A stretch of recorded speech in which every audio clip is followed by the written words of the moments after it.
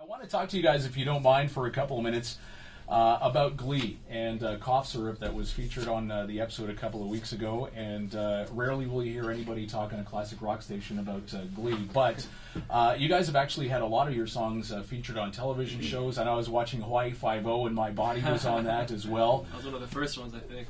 You had something on A&E and on MTV as well.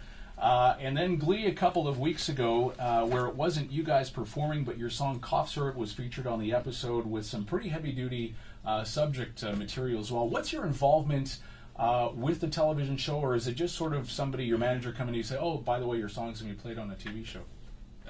Well, this one was actually a little different because Darren Criss, the gentleman, he came out to our show at the Wiltern in Los Angeles and met us and said he was a fan and said that he was really excited to sing the song.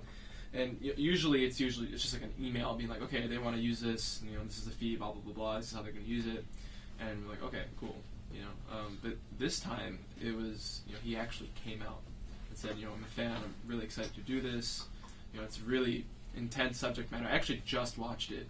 I don't really watch TV, and it's hard to. When do you have time? You guys are on stage. Yes, I just saw it on YouTube the other night, and it's pretty intense. Yeah, I was going to say it was a pretty intense moment, and and as we were saying, some pretty important subject matter for a lot of teens that are going through stuff in the States and in Canada as well. Yeah, it was nice. When we played a show in Columbus, we had a runner.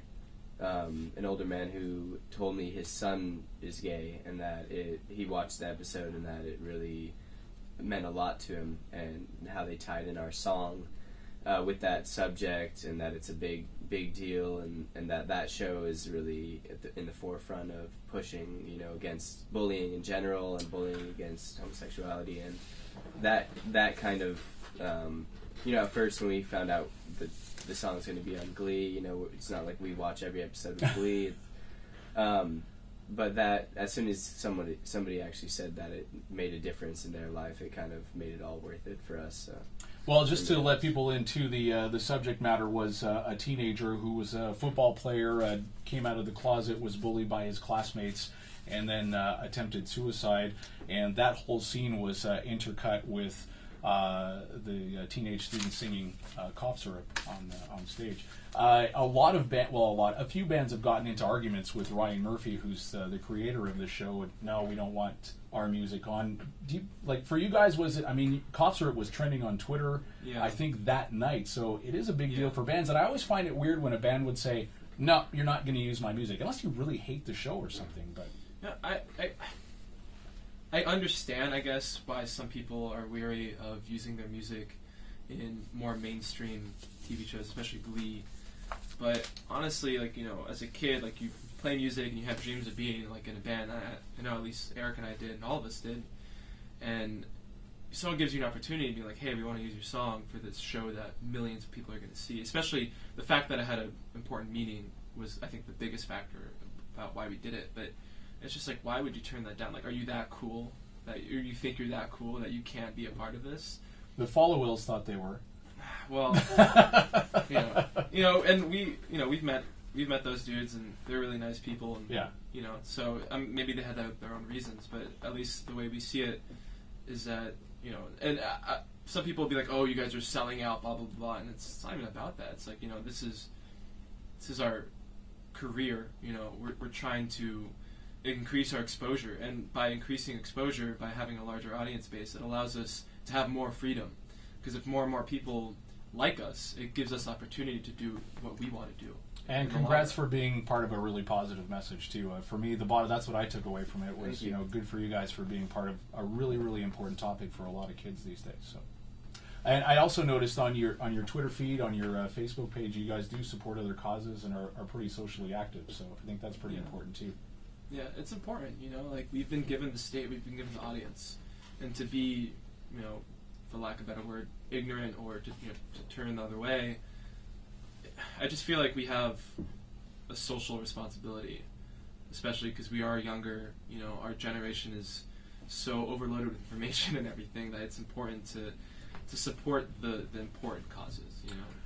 One last question. I love on your website the what's it called, the In the Open sessions? Yeah. Which is basically your stuff acoustically. Where does that come from? Is that just sort of a different outlet for you guys? Yeah, we love playing softly. We love acoustic music in general. We love actually, some of my favorite music is folk music, a guitar and a singer. And our good pal Alex Shamiri, who's young as well, he was on tour with us at the time, and we were driving through the Salt Flats in Utah, and we saw this beautiful terrain just like for miles. It just looked like, this expanse. It looked exactly, like a It desert looked really beautiful. So we were like, hey, let's stop and take out all the gear and some acoustic guitars and play our song "I Got" off of the Young the Giant record. And that's where In the Open started. And now our buddy Alex does it for a bunch of different bands, and we've done a good amount of the first record, and we plan on doing more, and even possibly releasing an In the Open DVD or CD, DVD thing. So that's where it kind of started. It started in the Salt Flats in Utah, and we tried to find different weirder places. We've done one in New York City. We've done one. What was the mountaintop? California. Was it which song did you guys do on the mountaintop? That's the video that I saw. Is it Apartment? Apartment? Was it Apartment? Yeah. Which is That was in San Francisco. Point Reyes. Outside That was of San actually, Francisco. That was a beautiful Yeah. shot. Yeah. It's really the one for Strings, which is like the boats in the background, and it's like golden hour. The one for Apartment was actually, which looks like a mountain, and you can see the ocean kind of down there. Yep. It's really cloudy. That was like 20 minutes away. Very cool. So all of those are either in Northern or Southern California. All right, so the CD is called Young the Giant. You guys are at the Corona Theater tonight. Pick the track you want me to play. Any track you want me to play off the CD. Eric, Guns Out. track 10 maybe? The last track. There you go. All right, we'll play that. We'll play Guns Out for you. Guys, thanks so much for coming in. Cool. Thank you for having us. Appreciate that. Is this completely sold out? There's no chance anybody's getting in tonight? Is it? That may do an exception for you. I wasn't You're actually off. saying for me. I was saying for the listeners that are out You're there. off at that point. I don't know if there is, but maybe. No, there maybe isn't, If is what- there is a possible way, maybe we'll.